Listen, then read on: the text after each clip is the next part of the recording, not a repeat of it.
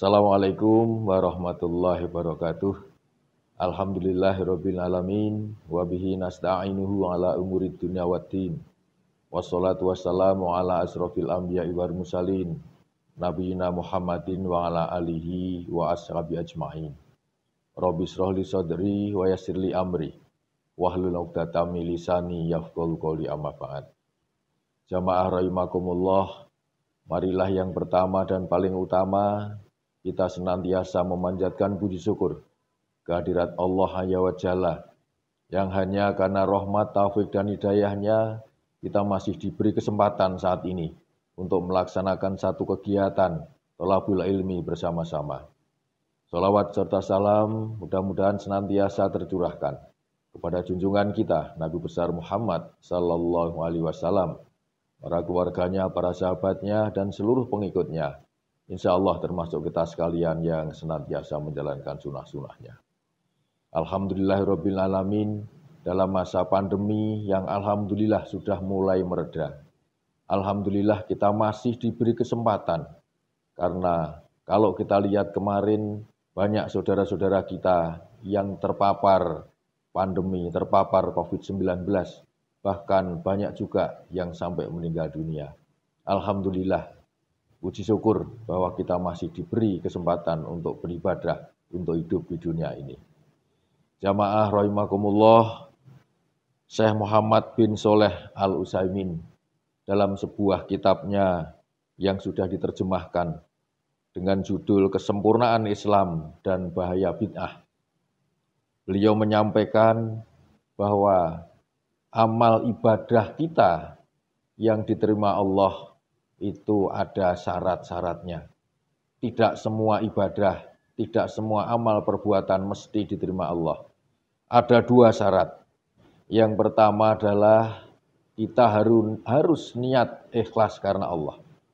Jadi yang pertama, semua amal ibadah kita akan diterima oleh Allah apabila lillahi ta'ala, apabila niat karena Allah.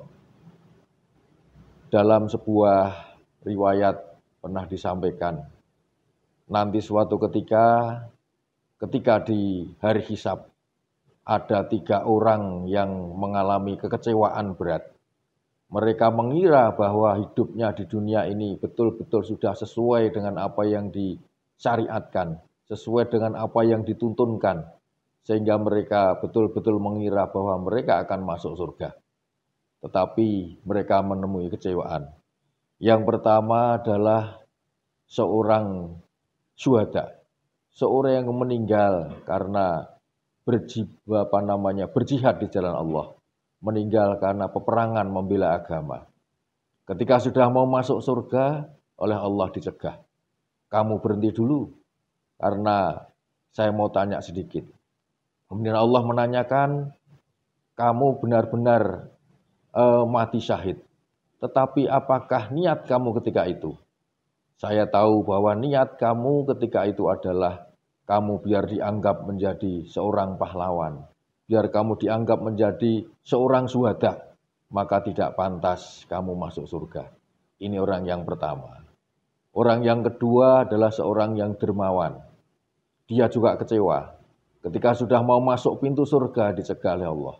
Saya tahu bahwa niat kamu ketika kamu menjadi seorang dermawan, ketika kamu sering sedekah, ketika kamu banyak sedekah, ketika kamu banyak membantu masyarakat-masyarakat yang kekurangan, niat kamu hanyalah biar kamu dianggap menjadi orang yang dermawan, biar kamu dianggap menjadi orang yang soleh, orang yang dermawan, maka tidak pantas kamu masuk surga.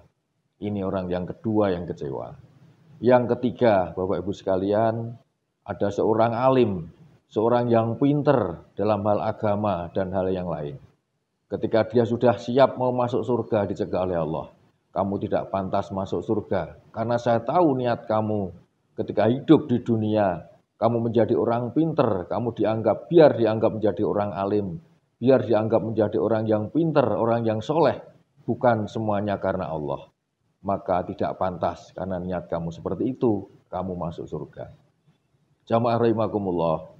Ini salah satu iktibar, salah satu contoh niat yang tidak benar sehingga kemudian tidak jadi masuk surga.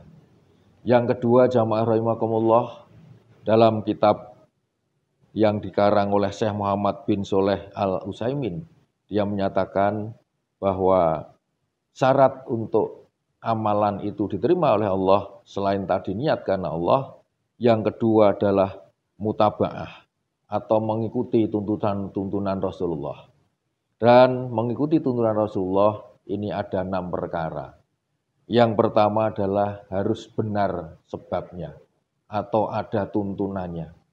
Seolah-olah ibadah, tetapi kalau itu tidak ada tuntunannya, maka ibadah itu tertolak. Seolah-olah sholat misalnya, ada amalan-amalan tertentu. Dalam bulan Sya'ban biasanya ada orang yang melakukan namanya sholat pada saat tertentu, malam tertentu, yang itu tidak ada tuntunannya, maka ini juga akan tertolak. Di kalangan Jawa, masyarakat Jawa, masih banyak orang yang melakukan sedekah, melakukan sedekah, tetapi dikait-kaitkan dengan hari meninggalnya seseorang. Ini juga amal perbuatan yang seolah-olah baik, tetapi akan tertolak karena sebabnya yang keliru, karena tidak dituntunkan. Yang kedua adalah benar karena jenisnya. Di dalam ibadah sudah ditentukan. Contoh yang mudah misalnya di dalam perkawinan. Perkawinan menurut agama Islam adalah laki-laki dengan perempuan. Dan tidak boleh seenaknya saja. Karena kita lihat sekarang beberapa negara sudah mengesahkan perkawinan antar jenis. Maka ini adalah termasuk hal yang dilarang, termasuk hal yang ditolak amalnya. Dan bahkan akan menjadi sesuatu yang sangat naif ketika pernikahan yang sejenis ini akan menjadikan dunia ini tidak karu-karuan, rusaknya dunia ini diantaranya karena itu. Maka yang kedua, di dalam hal beribadah harus sesuai dengan jenisnya. Kalau pernikahan itu menjadi ibadah ketika laki-laki dengan perempuan. Yang ketiga, benar dalam hal kadarnya, benar dalam hal hitungannya. Contoh yang mudah, sholat subuh cukup 2 rakaat. Meskipun belum puas, jangan kemudian dijadikan 4 rakaat, karena ini menjadi dosa. Kalau belum puas bisa ditambah dengan sholat rawatib, sholat yang kemudian mengikuti sholat tersebut. Ada sholat qobliyah, ada ba'diyah, itu sunnah, dan itu ada tuntunannya. Tetapi kalau sholat yang sudah ditentukan rakaatnya dan kita tambah, itu termasuk yang ditolak amalnya dan bahkan dosa karena tidak sesuai dengan jumlahnya. Jamaah rahimakumullah, yang keempat adalah benar dalam hal kaifiyahnya, benar dalam hal tata caranya. Yang namanya sholat itu selalu diawali dengan takbiratul ihram dan diakhiri dengan salam. Sholat apapun. Dan sholat harus seperti itu sesuai dengan yang dituntunkan oleh Rasulullah. Tidak boleh dengan cara-cara yang lain. Wudhu juga begitu. Diawali dari membasuh tangan dan seterusnya, kemudian wajah dan seterusnya. Itu semua sudah dituntunkan.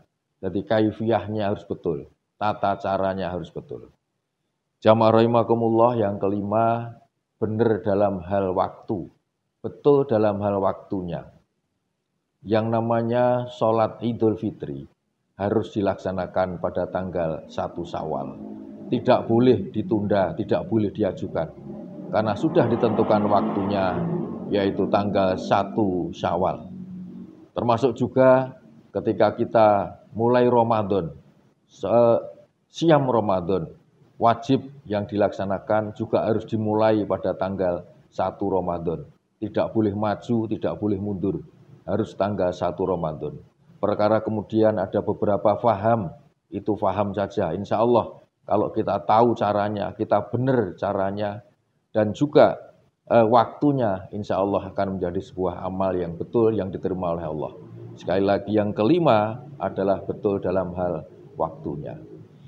Yang terakhir, jamaah rahimakumullah, benar dalam hal tempatnya. Jadi amalan ini akan diterima, 1 karena niat dan 2 karena betul dalam hal tempatnya. Yang namanya ibadah haji itu hanya di Ka'bah itu hanya ada di Makkah Al-Mukarramah. Tidak ada tempat lain tempat untuk ibadah haji.